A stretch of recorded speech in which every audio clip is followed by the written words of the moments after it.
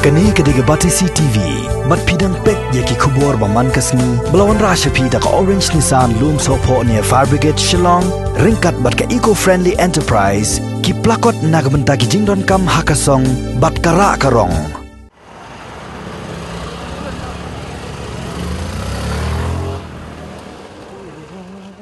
Kipulet kibala menjor ya ka jing telasi, ya ki kali bayat claim license, bat ya ki bapen kenyan. Haka apulai trek mentau nailar arhajar arpau. Kiladan kunai kibun teli ki tok arsaka kibalaya sang suari ha surok apa Shillong. Hadin belalap bakini kinunya tok kim syamla dan setia ya ka license. Katkom kejing tho jong kipulet lasyam bakini ki tok arsaka kidai ki basumi sangkai pengat namar bakadai kasngi ublai.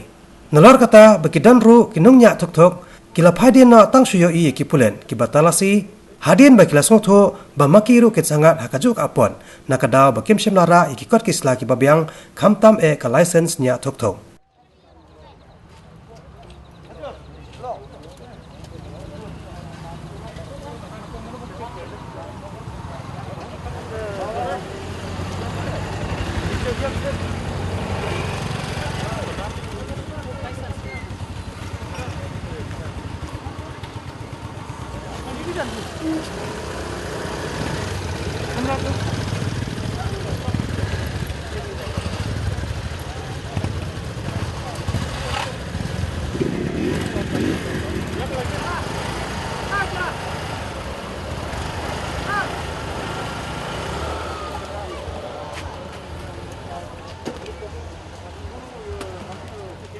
Reporter kan?